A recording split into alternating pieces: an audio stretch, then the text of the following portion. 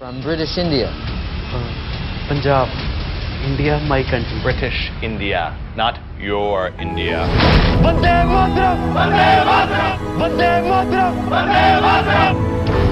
Vande Mataram! Vande Mataram! Vande Mataram! Vande Mataram!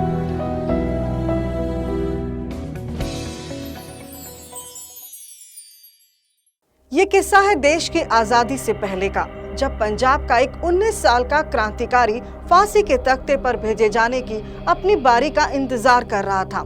लेकिन ये प्रतीक्षा क्यों थी? वो फांसी के फंदे पर लटकने को बेताब क्यों था? पूरा किस्सा समझने के लिए चलिए साल 1906 में, जब अंग्रेज भारतीय कृषि व्यवस्था को ध्वस्त करने में लगे हुए थे। अंग्रेजों ने एक कानून बनाया था, कॉलोनाइजेशन एक्ट और दोआब बारी एक्ट। इसमें नहर बनाने के नाम पर किसानों से उनकी जमीन हथिया ली गई थी। साथ ही उल्टे सीधे टैक्स भी लगाए जा रहे थे। भगत सिंह के चाचा अजीत सिंह जी ने इसके खिलाफ आंदोलन छेड़ रखा था। 3 मार्च 1907 को लायलपुर, जो कि अब पाकिस्तान में है, वहां एक बड़ी रैली हुई। वहां एक गीत चला। गीत के बोल थे, पगड़ी संभाल जट्टा, पगड़ी संभाल ओए। पगड़ी संभाल जट्टा, पगड़ी संभाल गोए। गाना इतना फेमस हुआ कि पूरे आंदोलन का नाम पगड़ी संभाल आंदोलन पड़ गया। अंग्रेज भी इस गीत से इतना डरे कि उन्होंने अजीत सिंह को 40 साल के लिए देश निकाला दे दिया। बाद में अजीत सिंह अफगानिस्तान, ईरान, इटली और जर्मनी तक गए और अपनी लड़ाई वहां से चालू रखी। इसे वो दौर कहिए जिस दौर में देश की माएं अपनी कोख से बच्चे नहीं बल्कि क्रांतिकारी पैदा कर रही थी।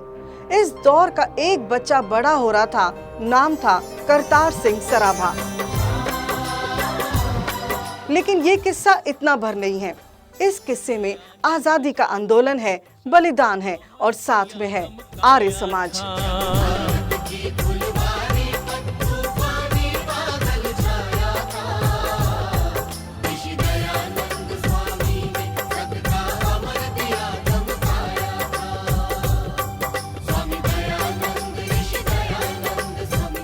नमस्ते जी, मैं हूं हरप्रीत कौर। 24 मई सन 1896 को लुधियाना के सराभा जिले में एक जाट सिख परिवार में पिता मंगल सिंह और माता साहिब कौर के घर एक बच्चे का जन्म हुआ था। बच्चे का नाम रखा गया करतार सिंह। बचपन में ही पिता चल बसे। उनके दादाजी ने उनका लालन पालन किया। जब 10 साल के हुए तो देखा पंजाब में एक आंदोलन, पगड़ी संभाल आंदोलन, जिसमें अंग्रेजों के सामने झुकने से इनकार किया जा रहा था। किंतु पढ़ाई में तेज तरार करतार ने हाई स्कूल से मैट्रिक की परीक्षा अच्छे नंबर से उत्तीर्ण की। घर में कोई कमी न थी। साधन संपन्न परिवार था। इकलौता वारिस था। तो करतार जब 16 वर्ष के हुए तो उनके दादाजी ने उन्हें केमिस्ट्री के अध्ययन के लिए बर्कले स्थित कैलिफोर्निया विश्वविद्यालय भेज दिया। सबसे पहले तो करतार को सैन फ्रांसिस्को पहुंचते ही भेदभाव का सामना करना पड़ा। जब इमिग्रेशन डिपार्टमेंट में उनसे ऐसे सवाल पूछे गए जिसके लिए एक 16 वर्ष का लड़का तैयार नहीं था। वहां पहुंचने पर एक घटना ने उनका जीवन सदा के लिए बदल दिया। From British India. Punjab, India, my country. British India, not your India. Kartar Singh Sarabha 1912 ਚ ਜਦੋਂ ਅਮਰੀਕਾ ਆਇਆ, ਲੈਂਡ ਕੀਤਾ, ਉਹ ਇਸੀ ਜਗ੍ਹਾ ਆਇਆ ਸੀ। ਇਹਨਾਂ ਬੈਰਕਸ ਦੇ ਵਿੱਚ ਉਹਨੂੰ ਇੱਕ ਬੈਰਕ ਜੇਲ੍ਹ ਹੀ ਹੈ ਬੇਸਿਕਲੀ, ਉਹਨੂੰ ਇੱਕ ਕਮਰਾ ਦਿੱਤਾ ਗਿਆ ਸੀ, ਜੇਲ੍ਹ ਵਾਲਾ ਕਮਰਾ, ਜਿੱਥੇ ਕੁਝ ਦਿਨ ਰਿਹਾ ਉਹ। करतार ने जब देखा कि भारतीयों से अपमानजनक सवाल पूछे जा रहे थे, जबकि अन्य क्षेत्रों से आए और अन्य देशों से आए प्रवासियों को मंजूरी दी जा रही थी, जब इसकी वजह पूछी तो उन्हें बताया गया कि भारतीय गुलाम हैं, इसलिए वे दूसरे दर्जे के नागरिक हैं।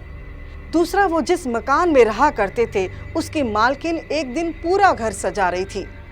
सराभा ने उनसे घर सजाने का कारण पूछा तो मकान मालकिन ने बताया कि आज के दिन उनका देश आजाद हुआ था, इसीलिए वो घर सजाकर इस दिन की खुशी मना रही है। इस घटना के बाद सराभा की आत्मा चित्कार करके बोली कि क्या हम लोग ऐसा दिन नहीं मना सकते। बस यही कुछ घटनाएं थी जिन्होंने सराभा की आंखों में आजादी के सपने जगा दिए और भारत में ब्रिटिश राज के अस्तित्व पर सवाल उठाना शुरू कर दिया।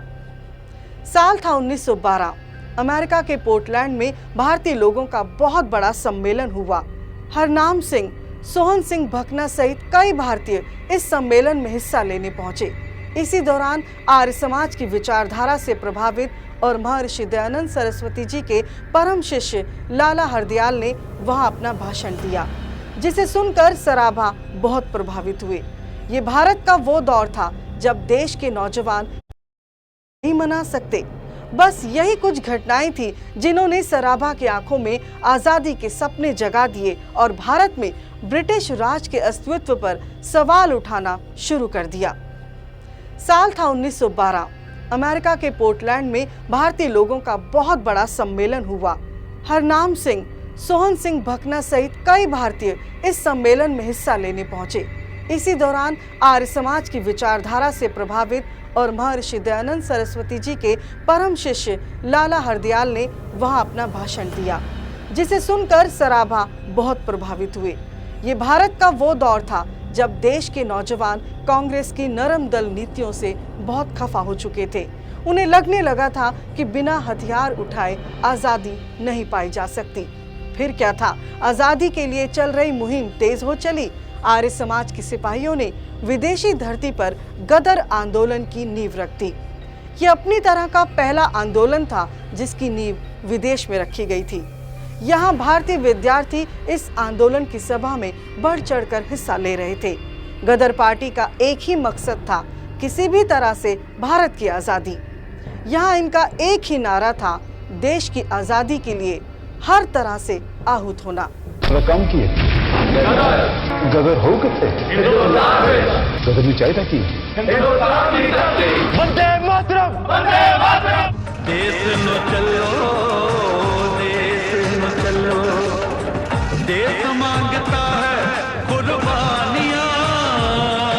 एक किस्म से कहो कि यह साम्राज्यवाद के खिलाफ आर्य समाज के कार्यकर्ताओं का हथियार बंद संघर्ष का ऐलान और भारत की पूरी आजादी की मांग करने वाला आंदोलन था। करतार सिंह ने बढ़ चढ़कर हिस्सा लिया और पार्टी ने उन्हें अपने मुखपत्र पर पंजाबी भाषा का संस्करण निकालने के लिए प्रभारी बनाया। पंजाबी के अलावा गदर को हिंदी, उर्दू, बंगाली, गुजराती और पश्तो में भी प्रकाशित किया गया और इसे पूरी दुनिया में भारतीयों के पास धरती पर। साल था 1912। अमेरिका के पोर्टलैंड में भारतीय लोगों का बहुत बड़ा सम्मेलन हुआ। हरनाम सिंह ब्रिटिश राज के अस्तित्व पर सवाल उठाना शुरू कर दिया। साल था 1912। अमेरिका के पोर्टलैंड में भारतीय लोगों का बहुत बड़ा सम्मेलन हुआ। हरनाम सिंह, सोहन सिंह भकना सहित के अस्तित्व पर नहीं मना सकते। बस यही कुछ घटनाएं थी जिन्होंने सराभा की आंखों में आजादी के सपने जगा दिए और भारत में ब्रिटिश राज के अस्तित्व पर सवाल उठाना शुरू कर दिया। साल था 1912। अमेरिका के पोर्टलैंड में भारतीय लोगों का बहुत बड़ा सम्मेलन हुआ। हरनाम सिंह, सोहन सिंह भकना सहित कई भारतीय इस सम्मेलन में हिस्सा लेने। अमेरिका के पोर्टलैंड में भारतीय लोगों का बहुत बड़ा सम्मेलन हुआ। हरनाम सिंह, सोहन सिंह भकना सहित कई भारतीय इस सम्मेलन में हिस्सा लेने पहुंचे। इसी दौरान आर्य समाज की विचारधारा से प्रभावित और महर्षि दयानंद सरस्वती जी के परम शिष्य लाला हरदयाल ने वहां अपना भाषण दिया, जिसे सुनकर सराभा बहुत प्रभावित हुए। ये भारत का वो दौर था जब देश के नौजवान कांग्रेस की नरम दल नीतियों से बहुत खफा हो चुके थे। उन्हें लगने लगा था कि बिना हथियार उठाए आजादी नहीं पाई जा सकती। फिर क्या था, आजादी के लिए चल रही मुहिम तेज हो चली। आर्य समाज के सिपाहियों ने विदेशी धरती पर गदर आंदोलन की नींव रख दी। ये अपनी तरह का पहला आंदोलन था जिसकी नींव विदेश में रखी गई थी। यहाँ भारतीय विद्यार्थी इस आंदोलन की सभा में बढ़ चढ़कर हिस्सा ले रहे थे। गदर पार्टी का एक ही मकसद था, किसी भी तरह से भारत की आजादी। यहाँ इनका एक ही नारा था, देश की आजादी के लिए हर तरह से आहूत होना।